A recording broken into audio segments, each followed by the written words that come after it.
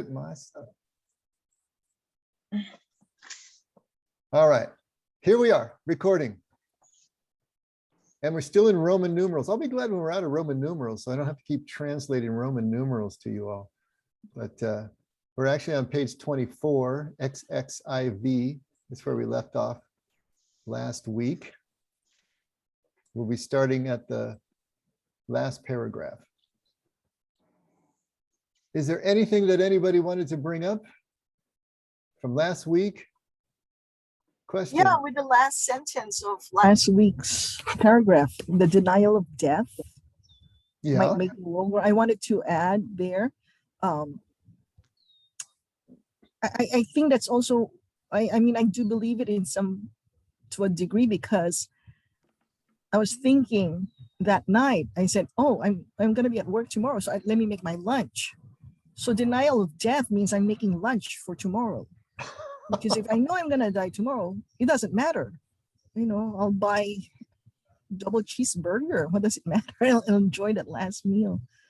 So I think that's part of it too. And that's where we say, oh yeah, I have to invest in my 401k and etc. That's my perspective. Well, is that a good thing or a bad thing, do you think, Ellen? It's good because I plan for the future. Yeah. It's also, you know, we were brought up for delayed gratification. So when I retire, I'm going to have fruits of that. But also I have to learn to accept, yeah, tomorrow's not guaranteed. So I have to live life today at this moment, but also plan for the future. It's a real perspective change when you go to meet with your oncologist. And previous to treatment, they say in so many words, you need to get your affairs in order. Yeah. And so we came back home, we met with our attorney, we talked about wills and getting things in order. We had to do an operation agreement in terms of the disbursement and what would happen with my files and my clients, and you know, do all this preparation for death at only 61. But and then it never changes after that. Your perspective never changes after that. Well, if you get your 401k in order, but you also buy life insurance, does that even it out? So you're no longer denying death? Yeah. I guess, yeah. Like, yeah, because really the life insurance is not for me, it's for my children, right? Yeah. So yeah, there's also that acceptance of death. Yeah, of course. I mean, we've got our will, we've got our living trust in place, we've got life insurance going. So there's all the preparation for death, you know. Unfortunately, we didn't do enough preparation for life. That's what we're scrambling to do right now. Like, That's where we're at. I know. Yeah, what's going on here with that? You know, why does the pendulum always just swing right through the sweet spot? Keep on going. And that's we're going to have to work and live for a very long time to cash in. I know that feeling. I know that feeling. Yeah. And I'm gonna out Ellen because she's a pediatrician, so she knows something about. Oh no! Wait! No, I'm not. I'm a nurse practitioner in pediatrics. Oh, I thought you were an actual pediatrician. You're a nurse practitioner? No. Even better. Oh, okay. Okay, but you're in your scrubs and everything. You just look so official. Yeah. Nurse practitioners rock. My sister was. I agree. Yeah. Thank you. Oh, absolutely, absolutely. Big fans. This is also, it tells you also how old I am, because some of the kids I saw when they were babies, now I'm seeing their kids. As my patients. I said, Oh. Ellen, you can't be that old, because if I understood, you have a 16-year-old daughter. Yes, I married late. Okay. I had my children late. You still have to be a young lady. Well, thank you. Oh, that's great. All right, so we've dealt now with the denial of death. Any other simple matters that you want to talk about before we get into this? Cool. Okay, Doug's here. All right, so page 24 in Roman numerals, XXIV, last paragraph. have your highlighters and your pencils ready. Just go ahead and as we're reading through, and I'll try to go slowly, then just mark things that occur to you, that strike you in one way or another, either that you really agree with, really disagree with, or just make your head cocked like a cocker spaniel, whatever, and then we'll talk about it afterwards. All right. I'm kind of conflicted on how far to go, because there's a natural break at 19, but that's kind of a lot of pages. So maybe we'll stop a little bit before that, but let's see how it goes. All right.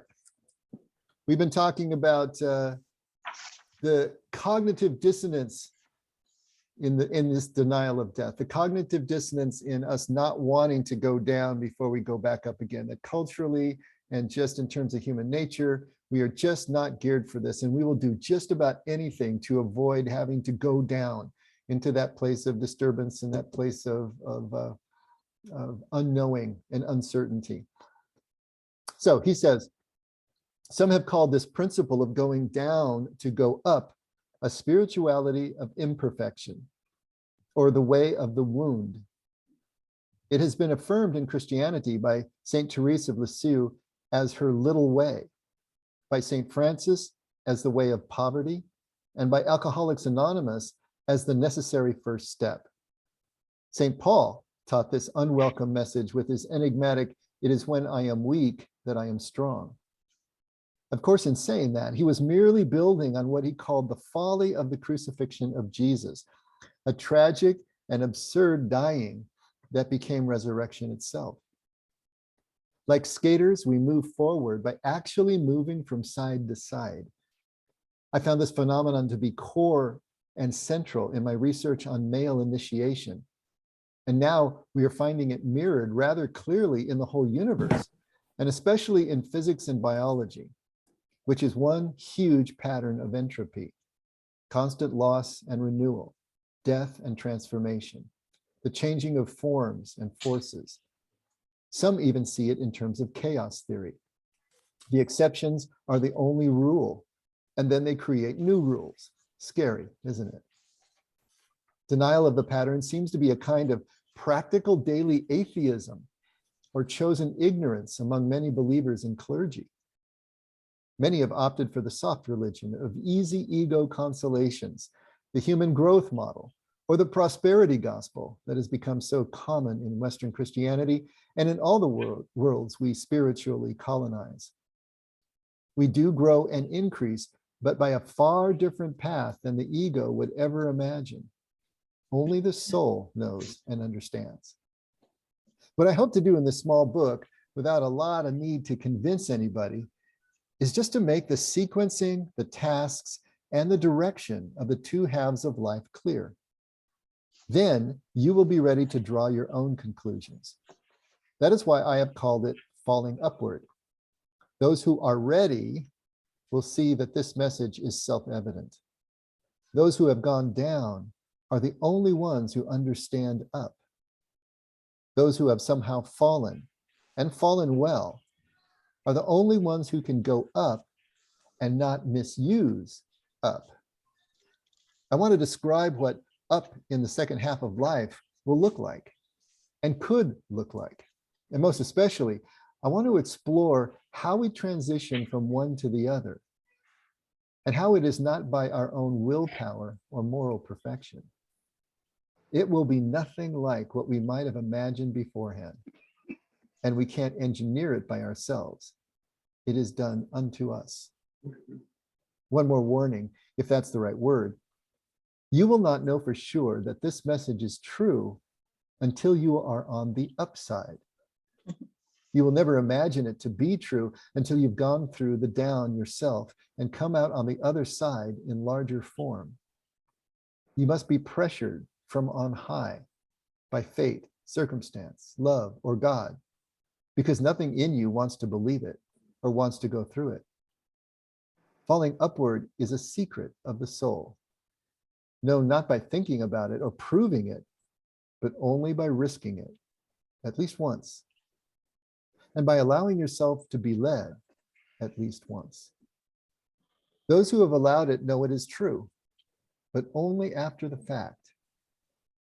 This is probably why Jesus praised faith and trust even more than love. It takes a foundational trust to fall or to fail, and not to fall apart. Faith alone holds you while you stand waiting and hoping and trusting. Then and only then will deeper love happen. It's no surprise at all that in English, and I am told in other languages as well, we speak of falling in love. I think it is the only way to get there. None would go freely if we knew ahead of time what love is going to ask of us. Very human faith lays the utterly needed foundation for the ongoing discovery of love.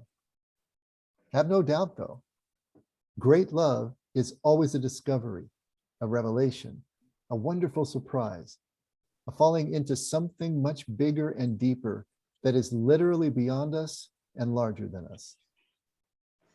Jesus tells the disciples as they descend from the mountain of transfiguration, do not talk about these things until the human one is risen from the dead, by which he means until you are on the other side of loss and renewal.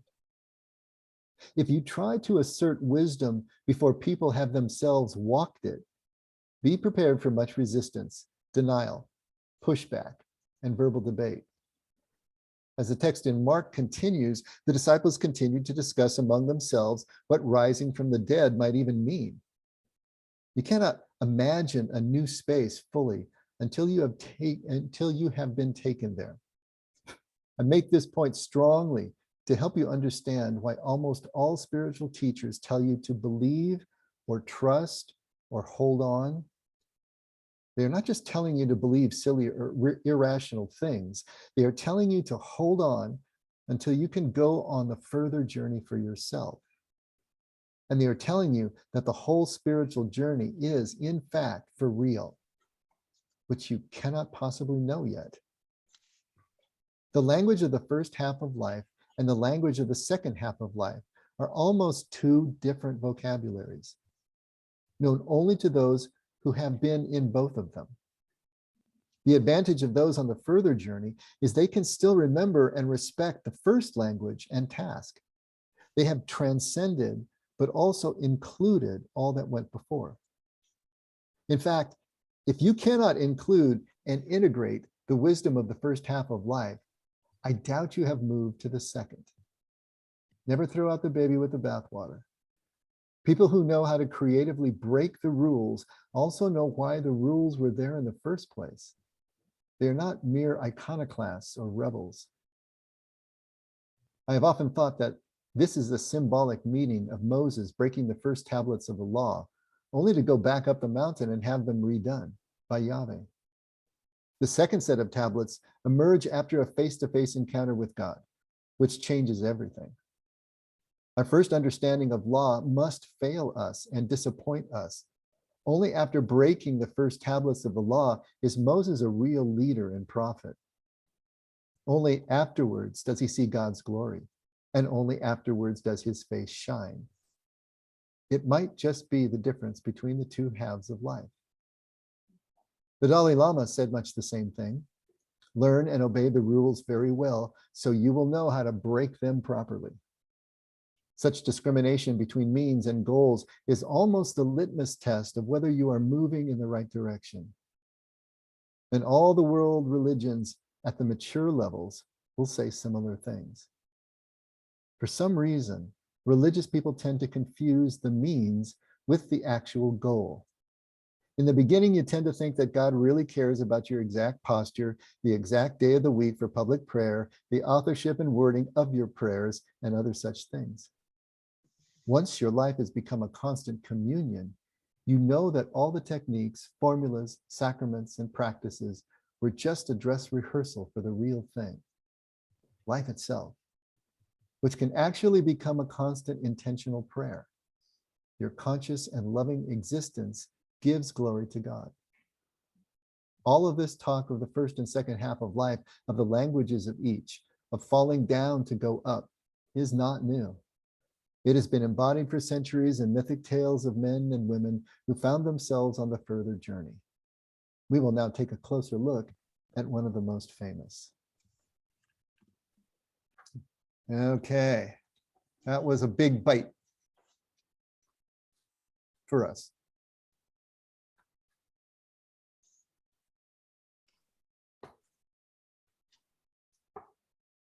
So what did you mark up? What do you got? First impressions. Come on, Frank. Yeah, see, Frank is too CDO to mark up his book, so yeah. Well, I put a check mark on that first paragraph you read, starting with "Some have called this principle of going down to go up, a spiritual imperfection." On XXIV, what is that? 24. 24. Mhm. Yeah, I thought that whole paragraph was just beautiful. I had Any two other thoughts. thoughts on that? I'm sorry, go ahead, I have Brady. two thoughts. One is when talking with that person who is or may be at the end of that first half of life, who might be in the midst of experiencing the fall. People so often say, but it just doesn't work to say to them, someday you'll look back at this and you'll be grateful. Someday you'll look back at this and you'll laugh. I mean, that cannot be said to a person who's in the midst of the fall. It's something you understand later. But it's something you certainly cannot say. The second thing I think of is in working with people with trauma. Certainly, more often than not, it does constitute that fall. And it's true, no one raises their hand and volunteers for that. Mm. No one. No. No. Actually, I just said that to someone, Brady, just 2 days, was it just 2 days ago now? You know, but the way I couched it was, I said that I hope someday you'll be able to look back at this time in your life and realize that it was a hinge moment. It was a moment that there was just pain enough to actually move you in a new direction and start asking different questions of life. So I didn't presume, but I told my hope because that's exactly what it took for me. You know, it took pain enough to move me in a new direction. Couple years ago, I worked with the EOC in DC, and we worked together to develop training materials for EOC investigators in investigating the more severe acts of sexual harassment, like sexual assault and rape in the workplace. And one of the sections I focused on with them is that the process that these people go through when they've been experienced trauma, and whether it's a medical process or a therapeutic process or a spiritual process, is that the restorative process is not to return someone to a time previous, but it works instead to restore someone to a time in the future. And that's what I think of as the second half of life. You don't know where it's going to take you. And it's definitely going to be different than where you were. Oh, yeah. So now we're back to that intolerance of uncertainty that we were talking about a couple of Sundays ago, you know, that drives all these emotional disorders. If we haven't gotten past that intolerance of uncertainty, then we're never going to allow ourselves into the second half. We're going to be running back and grabbing on to the remnants of our fortress in the first half. So, because that, yeah, you're in it now. It's a whole different experience because you realize that you're out of control. Yes. You know, I think Was there anything, not Brady, William, was there anything in that paragraph that was really calling to you or was striking you? I just like the language of the spirituality of imperfection, the way of the wound, that kind of poetry was just beautiful. And the last sentence there, or the last two sentences, it is when I am weak, I am strong, 2 Corinthians. Of course, in saying that, he was merely building on what he called the folly of the crucifixion of Jesus. a tragic and absurd dying that became resurrection itself. Yeah, I mean, I have no thoughts to add there, but that's just beautiful. But that's the shape that we see over and over and over again, whether they're in religious texts or whether they're in more secular or cultural texts. The hero's journey itself always begins with a wounding. That's the beginning of the journey. If there is no wounding, if there isn't something that shakes us out of the familiar life, the comfortable life, psychologically, it's the child, the child's life moving into the adult life, then we don't move on. There has to be a wounding. The rite of passage always starts with the pain of separation. And in many cultures, it's marked by some kind of cutting or some type of real rigorous beginning of the ritual of transformation, the ritual of transition. So we see that over and over again. Other words for it are called the via negativa, the negative way, or apophatic way, which is a way of, again, clearing out and emptying out. Jesus calls it the narrow gate, right? The constricted gate and the narrow way, and few go by that way, because few are really going to reach down and do this work, go into this place. And so it's something that is there in all of our culture as a human race. Back to the time of the cave walls, we see the shape of this journey over and over again. It's kind of amazing that we as modern Westerners have erased it from our cultural memory. Because if you look at even Aboriginal cultures today, they still have this shape to their lives and in their culture, marked in their culture, but we don't. And so we wonder why we're going off the rails culturally. We wonder why kids don't have markers and milestones along the way of their lives to separate different transitions, because we've erased this shape, and we need to get it back. Now, we don't have any control over what our culture does, but we can try to do it for ourselves. And of course, that's what we're trying to do in the community at the Effect. But if we don't value this, then of course we're not going to do it, because like Rohr and Brady have said, nobody volunteers for this. You're not going to do it willingly, but you will accept it willingly if you see the value. Dave, I'm thinking of a couple of young people that I'm working with in their early 20s who seem to be fighting their hero's journey in like a video game setting.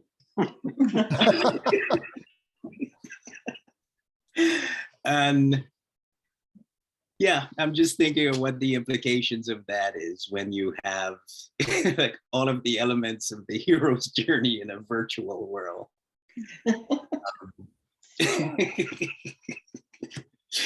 Anyhow, we can move on. It's interesting. I mean, all the elements are there, right? Mm. Yeah, in the games, except for the element of true risk. Now, I say that, and yet at the same time, I hear my son playing his games from behind his closed door, just banging things and jumping up and down. I mean, I know that emotionally they feel that this thing is real, but but truthfully, on the back of their heads, they know that they're just sitting in their bedrooms. There has to be a real risk. I mean, it's got to really be life and death. It's really got to be, this true journey. I mean, I'm sure some of you watched Zelensky's speech this morning and watched the video that he played after the speech. And I mean, I was just struck, with the before pictures of what these cities looked like, these beautiful ancient cities, and now what they look like now, and contrasting what they're experiencing with what we're experiencing, what he's experiencing on his side of the camera and the assembled Congress, in the auditorium that's watching it. We're watching it like a video game. There's not that visceral sense of risk to us. We're aware of it. We're heartbroken over it, but it's their risk. They're the ones who are really going through it. And until we put ourselves in that position, and this doesn't mean physical, but it does mean emotional and spiritual, to really put ourselves in that place, then we don't have the experience of actually going down into this place that is going to necessitate us making a choice. Are we going to move on to the second half, or are we going to double down and try to retreat back into the first half again? But there has to be a real risk. So we can try to delude ourselves and say that we're taking the journey somehow vicariously, but it doesn't work that way. I was watching a show the other night, and I thought about this book that we were reading, and the comment was an older person was speaking to a younger person, and she said, you think your life is going to go one way, and it's not going to go that way at all. You think it is, but you're going to be surprised. So the young person was kind of scratching their head thinking, they had things all mapped out. And here's this older person that had been through things and had learned the ways of life and experienced, like what you were saying, Dave. And I clearly saw her reflecting on what she had been through and what she had learned, and kind of gained wisdom from all of this, and was weathered from it. You could tell she was weathered from it too at the same time.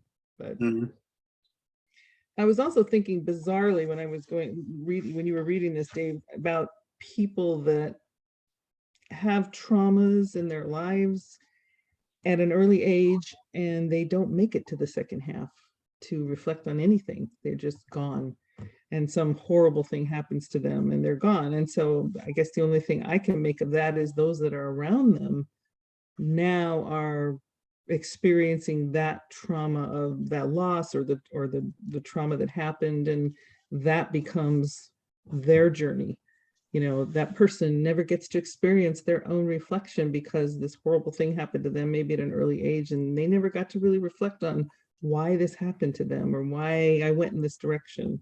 And so it sort of gets transformed to other people, and so the tentacles just kind of get passed on to others. I guess that's the risk of connection, like you say. Oh yeah. I mean, later on, I mean, we did read about, did we read about falling in love yet? Or is that another part that we haven't gotten to yet? You did touch on that. Yeah, falling in love. So, Yeah. that's, where is that? If I can find it, because there it is. 26. Yeah, 26, right at the bottom there. Okay, so then only then will deeper love happen. It's no surprise that in English, and I'm told in other languages, we speak of falling in love. I think that's the only way to get there. No one would go freely if we knew ahead of time what love is going to ask of us. To really fall in love, to fall in love with a peer, or to bring a child into the world and experience that kind of connection. Man, you're set up for pain that you can't imagine if that is taken away in somehow. I mean, and then some people who get hurt that badly, man, they never want to experience that again. And so they're never willing to let themselves fall in love again, because their defenses are up now. And of course, that's a fate worse than any of the pain that you could feel from your love. But as soon as you fall in love, yeah, you are the most hurtable person on the planet at that point. And I think that's what you're alluding to, Kathy, right? And if we really knew how badly this could possibly will hurt, I suppose, at some point, yeah, how many of us would still choose to go there? Hopefully most of us, but it's a tough one. Beth and I have mentioned this, and I frequently talk with couples about it. This interesting paradox that here's this person that you're in love with, that you're married to, or in relationship with, and there's no one that you trust more, and no one that you'd rather be around, talking with, counseling with, and yet no one in the world can hurt you more than that same person. It's just such an interesting paradox living in that relationship with the risk that's there, and at the same time, the safety that's there. I want to say one more thing real quickly, not related, but forgive me, I want to go back. The question that people ask, why did this happen? And sometimes there are answers to that when there's intent, human intent behind it. But other times there aren't. Nature's indifference, a tornado, a flood, the act of someone's rage or insanity, sometimes there's no answers retrospective in terms of why did this happen. Mhm. But one thing that's consistent with the restorative process, which brings you to a place in the future, is more often than not, the answer to why it happened is one that you create. Yes. How you respond to the fall, how, like the second half of life. And you create the answer why it happened. Yes. That's a crucial distinction, Brady, that we all need to make. I'll often put it in terms of meaning. Are things inherently meaningful, or do we bring the meaning to them? And I think it's much more the latter. I'm not saying nothing is inherently meaningful, but since we can all take different meanings from the same event, that tells you something too, right? But it's up to us to extract the meaning for ourselves and answer the questions that Brady is talking about. And so these tragedies that befall us, or that we open ourselves up to because we are willing to love, that's for us to find this meaning and find this identity that comes from the meaning. Mhm. That's all second half of life stuff.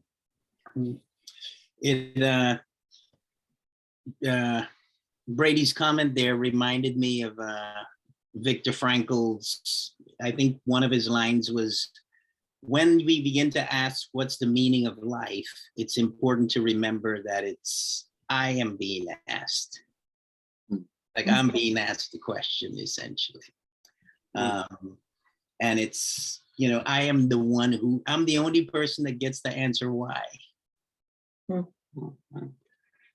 I can come up with my own why. And whatever why I come up with, I got to live with that why. Whether it's something that makes me feel good about myself or something that makes me feel not so good, I got to live with that why. And I'm free to choose. So if I'm playing devil's advocate out here, I'm going to say, yeah, well, that's starting to sound like pluralism. That's starting to sound like relativism. What are you telling me? That truth and meaning is only subjective, that my truth is as good as your truth, and then there is no, I think there are times when, like I was talking to my clients about this. In fact, we were having this exact conversation right before this group started. We were talking about seeking clarity, no answers to the question why, and remembering that it's you who have to answer that question for yourself. Now, when you're seeking clarity and you're using the scientific method and you're, explaining the exact formula for, a mathematical or engineering something or other, seeking clarity is a good thing. It's a beautiful thing. It's a nice scholarly thing. In fact, it's the hallmark of the observer of the type 5 on the Enneagram. But it's that seeking for clarity that gets that personality type into trouble and creates a lot of the fear. So the client I was working with, he seeks for clarity on everything. So he's cooking dinner with his girlfriend and she asked, do you want me to add this particular ingredient? And he said no. And then he starts to wonder, did I say no because I'm being rude? Am I saying no because I'm trying to be controlling? Am I saying no because of, and it goes into this confusion of thoughts that create anxiety for him. And one of the patterns that exists in his relationship with his girlfriend is if she asks him to explain anything. So if he has to be clear to her, it makes him anxious. And if he wants clarity from her or other people, that constant seeking makes him anxious as well. Like not getting the clarity he's seeking makes him anxious as well. So where we ended the session today was this idea of there is no answer to the question why. If I have one client whose kid has muscular dystrophy, and today in our session, he was talking about, like, if his kid throws up, he doesn't have the muscles he needs to get the stuff out. And, there's a high percentage chance that he can just choke on his own vomit, Yeah. There are no whys that bring closure or whatever to those types of things, So we were talking about, just kind of moving into that faith and trust direction where you can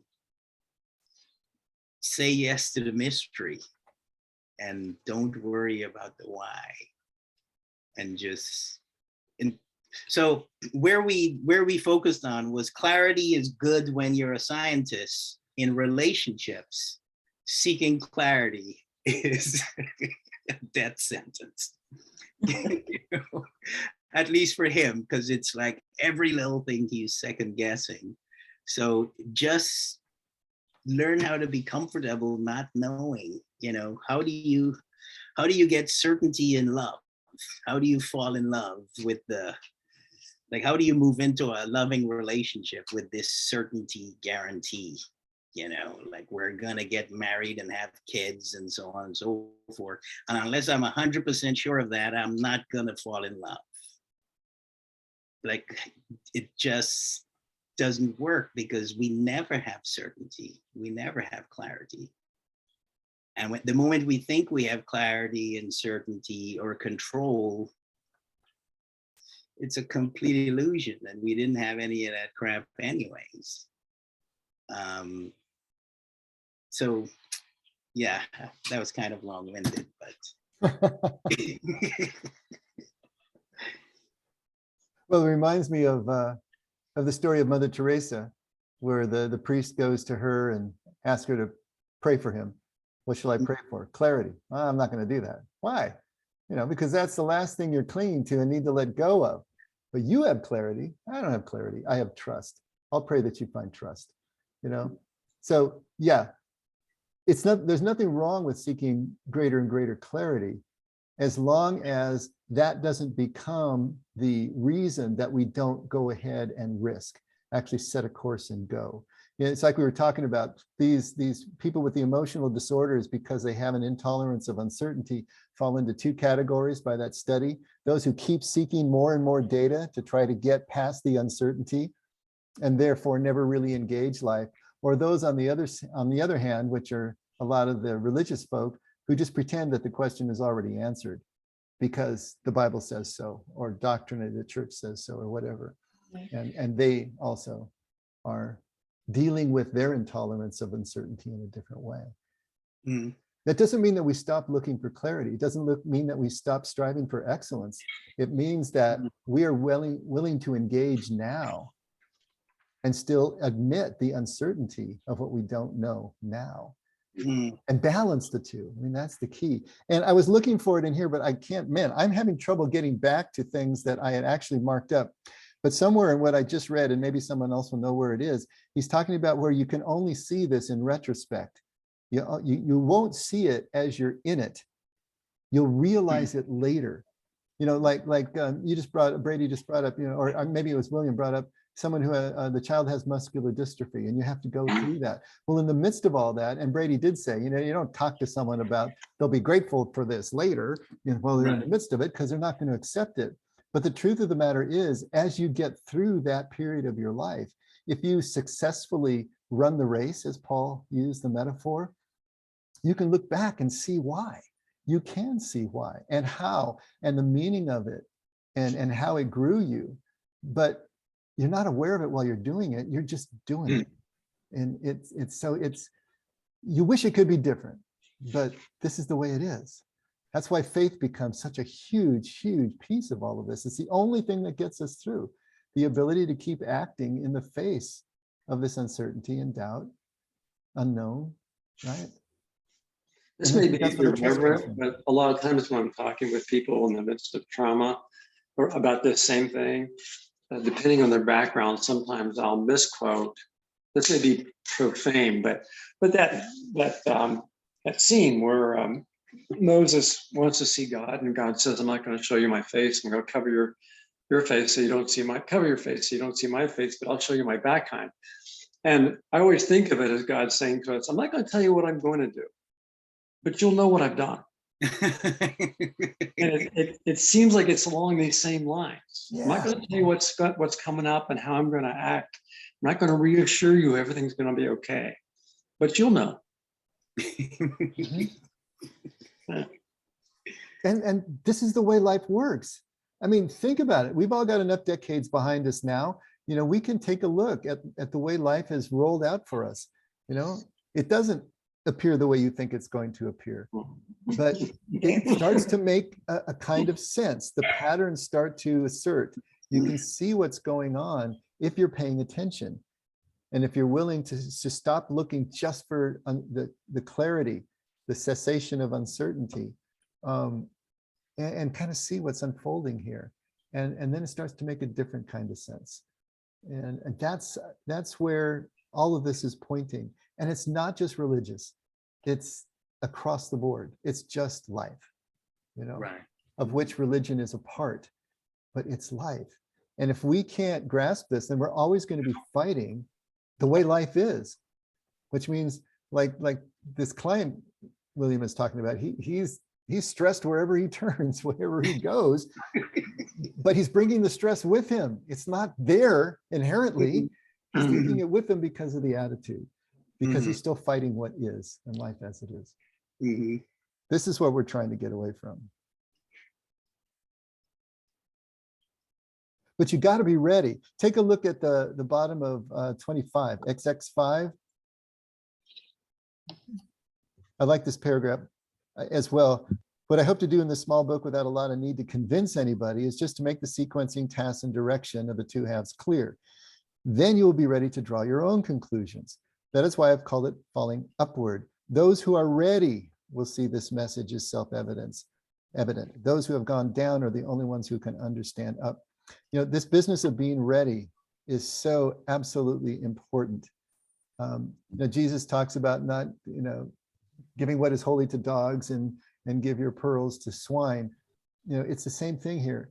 Unless someone is ready, you're not going to be able to get this. That doesn't mean that you don't try to help get them ready, but you got to kind of hold it lightly because you realize where all this is coming from. Those who have gone down are the only ones who can understand up. Those who have somehow fallen and fallen well, which is something we could talk about. What does fallen well mean? Are the only ones who can go up and not misuse up. There's a lot of interesting ideas there. Those who have fallen well are the only ones who can go up and not misuse up. Any ideas about what he means by falling well and misusing up? Yeah. Had to really feel the whole thing and whatever surrounding that situation.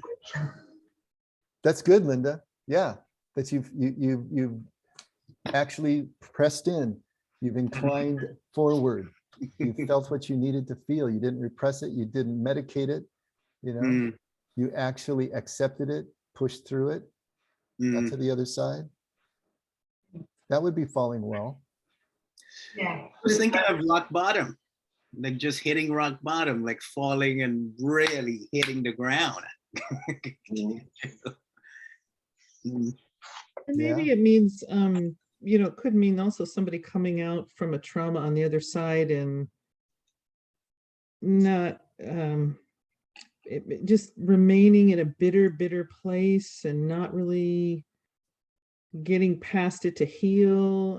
They're stuck somehow. Maybe they're angry. They stay in an angry state of mind. Maybe they're on their way up and they're out of it, but maybe they're just not really healing in a mature way to move past it or to try to understand it. Maybe that's a misuse in a weird way. I don't know.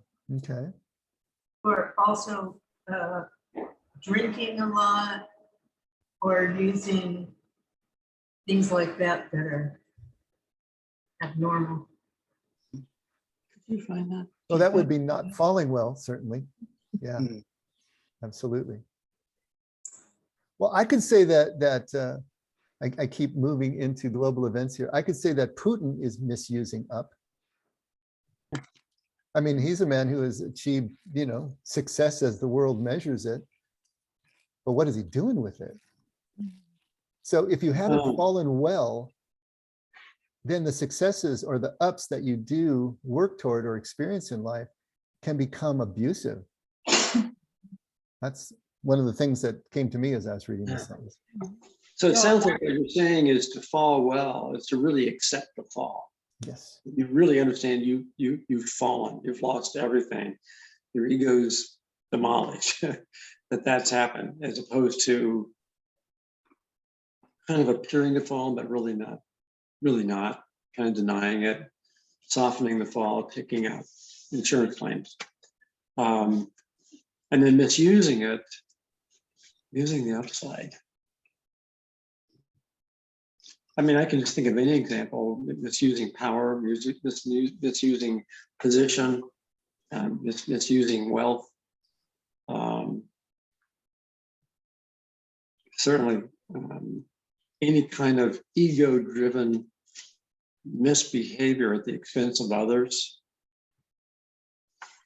Someone's kind of on the upswing, but in order to get up there is crawling over dead bodies. Mm-hmm. Mm-hmm. Or pulling people down to get up. Absolutely. Yeah. Happens all the time. Couldn't Yeah. you just simplify it to say that it's to fall without defense? And that would also be the rise. That a defensive fall would be one that, either you got stuck, you stayed as a victim, you were angry, you couldn't get out of that. And the rise up defensively would be the false self, I'm really okay, I am, I'm great, look at me, I got all the keys back, or whatever. That that couldn't it just be that simple? I think it could. Yeah. Minimizing. Yeah. I think it absolutely could. Where we're trying to get to is vulnerability, right? Where we're trying to get to is back to the humility of actually understanding our position as human beings in relation to God, ultimate reality, each other, community. And that's can only be achieved without defense. And if the falling down is the method and the path for us to get to that place of letting our defenses down, then that's what we have to take. And so falling well is to accept that and allow the defenses to go down, even though everything in us wants to, curl a fist or at least go into a fetal ball. But to do this without defense, just like the image of Jesus on the cross, asking for forgiveness for those who don't know what they're doing, to me is the absolute ultimate example of falling well, if we're going to call that, falling without defense. He never went to defense. He never went to retribution, recrimination.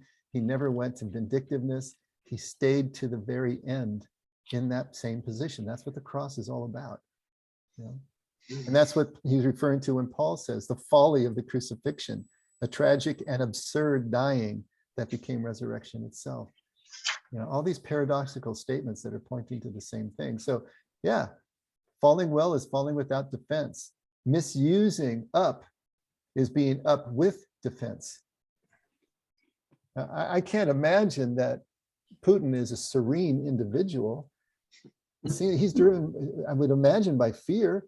He's looking over his shoulder constantly and trying to, just shut down any threat, but he sees them everywhere. His paranoia drives him, and But I don't see him that's as not up well. misusing up. I see him, he's in the first half of life, I'm thinking. Like he hasn't had the fall as yet.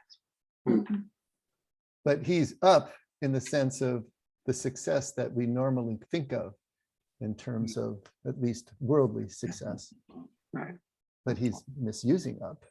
And he wants to show no vulnerability whatsoever. So Absolutely. the ego is managing at 100%, 110%, So there's an isolated wall around him, so he doesn't have to feel the pain of children dying, pregnant mothers and all kinds of things. He's completely blocked himself off from it. He's really protected. Mhm. And we don't have to Interesting. go that far afield. I mean, we can bring it back home, you know. What part of us is still defended? What part of us is still in denial of these realities and fighting them and resisting them? And, you know, examples from around our own life. So we want to be able to see it where it is out there, but also bring it back again, bring it close to home so we can see how it's affecting us personally. I'm sorry, Becky, go ahead. I just think that I'm playing with the idea of defense. I think what's helpful about thinking of it that way is it explains why a fall doesn't have to be hitting rock bottom. It might need to be to crack the defenses, but if we can be more aware, the fall can be gentler because we can catch it on the way down, right? Like, Like a bungee. yeah, I like that. Like what? A bungee. You trip and you just stub Yeah. your toe and that's all. Uh, A scrape. Remember that That's guy? not- Remember that guy that I read about that said that he would like to say that he was a contemplative by intention, but really he was a contemplative by catastrophe. Yes. I think that's exactly what Becky's saying, you know? It's like contemplation is about going to this place. Wouldn't it be nice if we can do that intentionally so that the catastrophe doesn't have to do it for us? Mhm. That would be nice. Beth, were you going to say something? Yeah, I was just saying, thanks, Becky. That's what personally for me, what happens when you're falling and you get really, really mad at God and you're shaking your fist and you're like, no, no, no. You know, in my early days of my fall, in the last 7 years in the early days, I was really mad at him. Yeah, you know, it was ugly. And I knew, you know, I mean, I'd had these experiences where I knew he was there, but I was just, I don't care. Where are you? I need help. Where are you? So it's, you know, it would have been, I don't feel like that now at all. So I think I moved through the worst of the rage, but I hope, and I would think that God would be is a lot bigger than I am and would be able to handle that rage. I don't know if anybody else has felt like that, but it's like, whoa, you know, when that fall starts, you're just like, holy cow. That's rough. Yeah. Your comments made me think of going back to the client who has the kid with muscular dystrophy, and he is pissed off at God. And where we have it right now in terms of trying to bring that into a place with meaning is you're pissed at God, but you still have a relationship with God. Yes, yes, You know, you're yes. you know, it's not like you're like God doesn't exist and, you know, you're throwing out the baby with the bathwater. But, you know, I told him to, you know, stay in that fight, you know, because there might be something there. I want to add to the falling well. I think part of it too, once we fell already and we're on the way up, part of healing is, you know, in any tragedy or death or, you know, losses. I think it's what Viktor Frankl says too, is to find meaning and purpose. I think that's part of what would save us from that bitterness and anger and the non-healing. Because I have this aunt who actually, she's not in her late 70s already, but her husband, my uncle through marriage, actually was a womanizer. And I think she maintained an idealistic family. And to this day, she destroyed her relationship with most everybody, her daughter, my cousin, everybody. And she's a bitter, bitter woman. And the only people who are around her are my mom, her sister. But even they cannot stand each other. She's manipulative. But, you know, my mom says, this is my sister. yeah, so I don't want to be like her. So I tell myself, I don't want to be like her.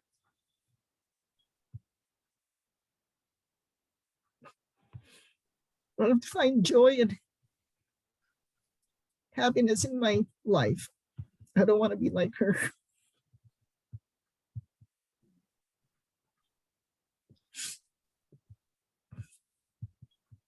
And you're taking all the steps on the path so that you won't. I mean, that's what I see you doing, Ellen. You know, your awareness of this and the steps that you're taking are guaranteeing that you're going in another direction. You're staying connected with people. And so your end is that image of the person who will not fall well. You know, she just stays in that defended position and it just gets toxic in that enclosure, you know, over time. And that's where she's allowed herself to be. But you're not doing that. So, but that's the image of the person who does not break through to the second half. You know, you just, life will keep calling us longer and harder the longer we live to come through to the second half where meaning and purpose actually lives. And the energy that we have to put forth to keep resisting that call, you know, becomes just sort of all inclusive. I mean, it takes all of your energy to just not hear that call and to keep holding it at bay. And that's the result, you know, the picture that Ellen is painting for us. And it's so sad. I wasn't thinking of the fall in that way, actually. I was, but I appreciate that in that, like when I was thinking of falling well, I was thinking of like an alcoholic who hits rock bottom. But when you're not falling well is when you're ripping the whole system down with you. Like when you're doing damage as you're falling, essentially. I don't know if that's kind of what Ellen was speaking to.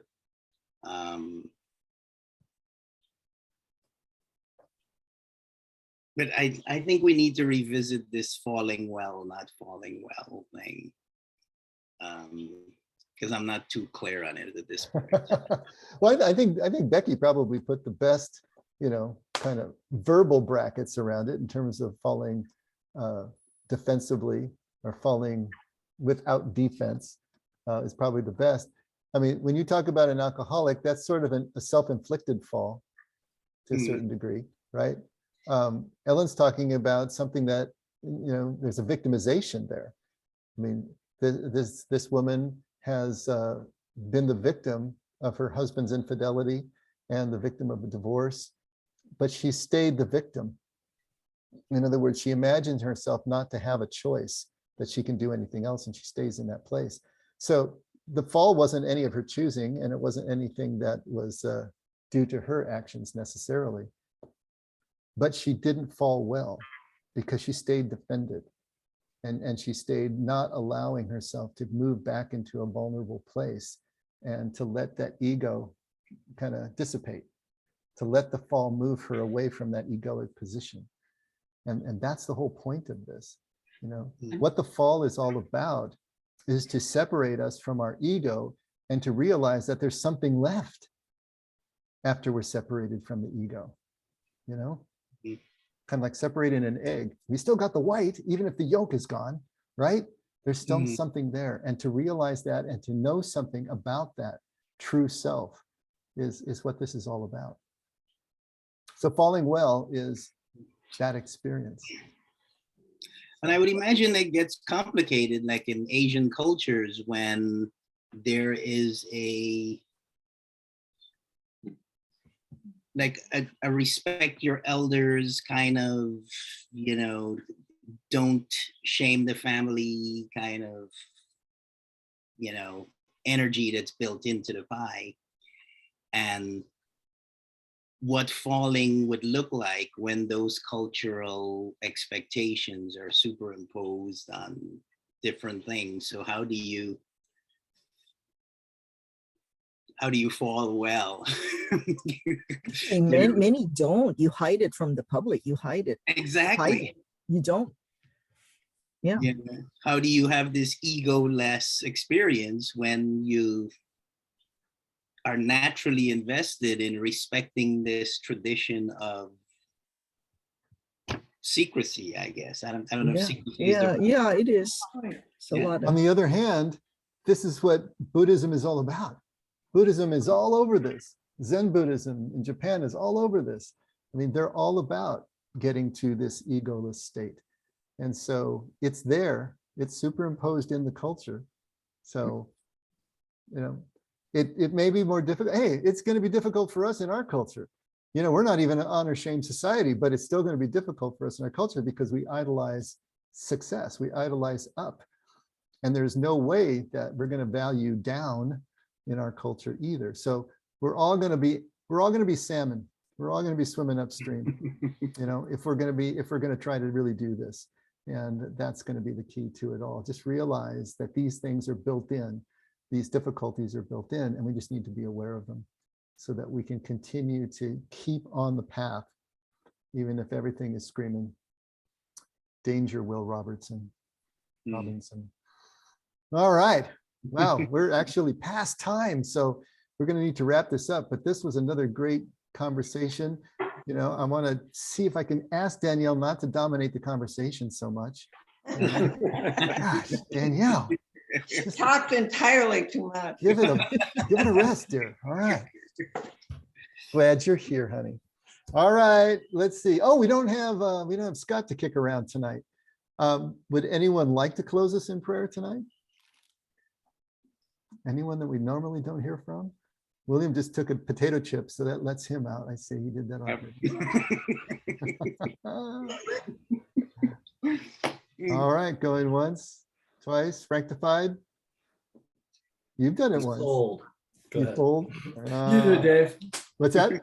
You're doing such a great job. You go ahead and do it. Okay. All right. Well, let's pray for a second. Father, thank you so much for this time tonight, and be with Scotty, who's feeling sick, and with Marion, who's sick, and Doug, who's sick, and so many people that are just going through things right now. Be with them all, but be with us too. We need you, Father. We need you more than ever. Help us to find you in the thick of things, and help us to let go of the sense of risk and fear that keeps us from doing the obvious next step, the one that we know, but the one that we still resist because we're just fearful. We want to take that step, Father. So help us to do that, to find our way and thread the needle between acceptance and resignation and all those things that we've been talking about. Help us to make those things real in our lives, starting right now, as soon as we hang up this call. And thank you for your love and your guidance every step of the way, Lord. We love you because you loved us first. And we pray in Jesus' name. Amen. Amen. Thanks, everybody. Another great discussion. All right. See you on Sunday. One way, but we'll see you. Thanks, Kathy. Good night, everybody. Bye, everybody. Bye. Bye-bye. Bye, everyone. Be well. Bye. Bye. And Jordana and Linda, the last two always, and the first two always. All right. See you ladies on Saturday and Sunday. Okay. Bye, Linda. Bye, Dave. Good night.